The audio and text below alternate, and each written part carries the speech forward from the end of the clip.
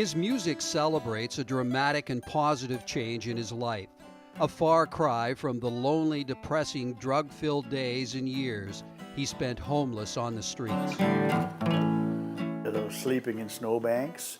My friends told me they were all deserting me because they were sick and tired of watching me die. Jeff's journey to hell and back is similar to many on the street. Swept up in the cycle of drug addiction, he lost his job, income, home, and family. Today he is sober. His family is back with him. He has a roof over his head at a street-to-home supportive housing facility and a new beginning in his life. Oh, it's night and day. I've got a walk-in shower. I have my own bathroom, and I manage to keep it clean. And the little things that everyone takes for granted are so special. Because when you're homeless, you don't have none of that. Taylor Manor is like a mansion. I mean, I have my own space. I have my kitchenette. I have a bathroom, my own shower. Beverly was also rescued from homelessness and is now living in her new home at Taylor Manor, one of many street-to-home co-funded supportive housing projects. A grandmother, she is bipolar but didn't know it. Her mental disorder combined with alcohol sent her into severe depression, and she ended up alone on the street. Now she has reconnected with her family and grandkids and has a second chance in life. Has getting a home given your life back? Yes, it has. Yes.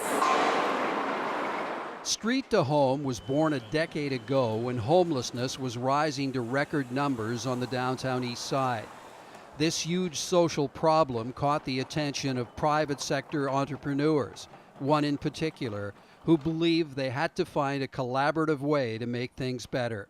What I've always believed, that in order to address any major social issue, you really need to have an effort that is bringing together groups of people that all bring different things to the table. Frank Justra pledged $5 million of his personal wealth to kickstart Street to Home, and encouraged other private sector business heads to contribute. With guidance from the Vancouver Foundation, they raised over $31 million. John McLernon has been Street to Home's board chair from the beginning. We sort of call ourselves a leverage organization because the deal we had with the province was, I think it was 10 to 1. We put up $1, they put up $10, and the city gave us the land for long-term lease. But we were the drivers to get these projects done. And get it done they did with a united effort creating supportive living spaces for those who didn't have homes. So far, 21 co-funded buildings, 1,335 homes have been built, providing housing for over 1,800 homeless men and women.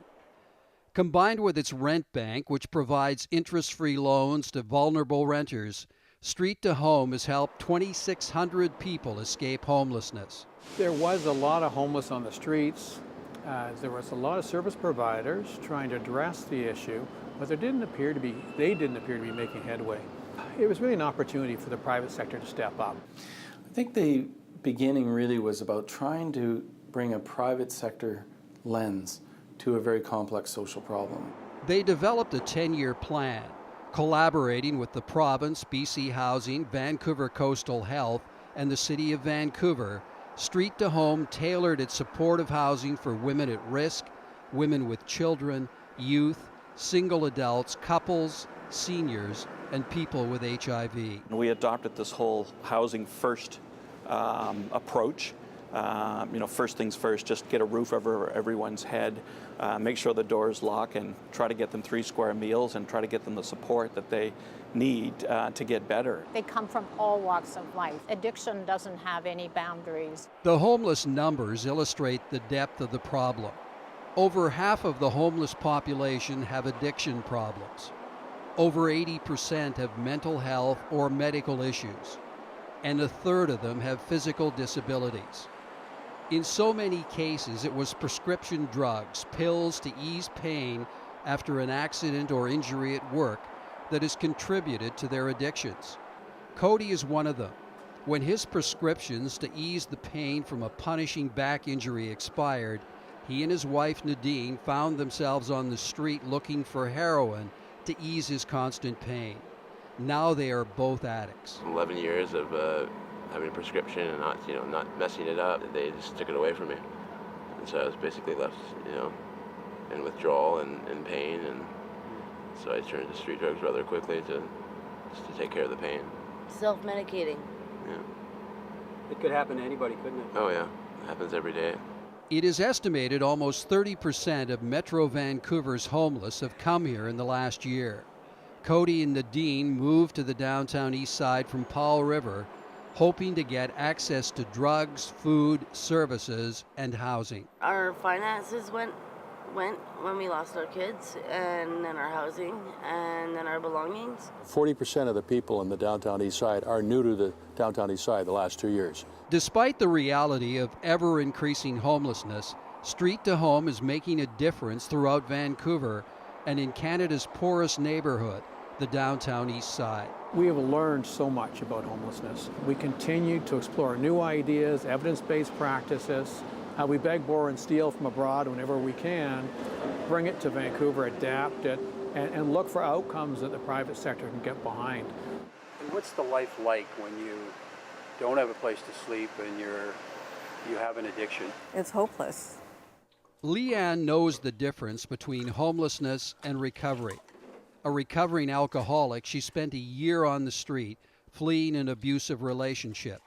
Now sober, with a street-to-home roof over her head, her life has taken a positive turn. To look back, I'm working now, and I have a roof over my head, and I won't do anything to screw that up.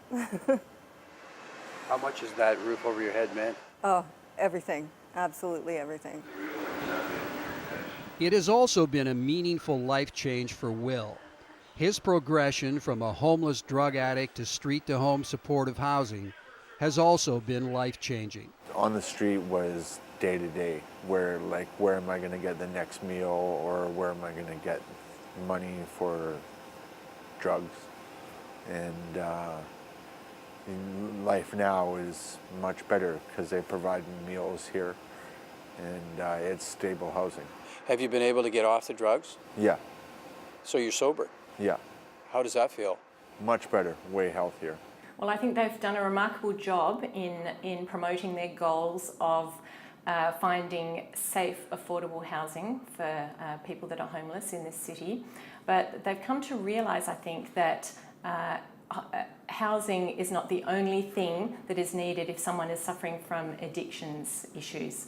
And that despite having social supports and access to healthcare when one is in new housing, that's only the very basics that's needed for someone to start on their journey to recovery. We hope that 5-10 years down the road there's fewer people on the street and there's a place where people with problems can turn to and get the help that they want, and they can be they can integrate back into society and contribute and feel good about who they are and what they do. I think the legacy really is a group of people came together to try and understand a difficult issue in the city. And through their thinking and collaboration, came up with ideas that significantly improved the lives of many people. The Street to Home journey is a huge success story in transition, but the achievements to date, creating quality supportive housing, is just the beginning. Moving forward, addiction treatment and job training will be the new focus. Together with supportive housing, they are the determining factors that will truly change the lives of homeless people in a positive, productive way.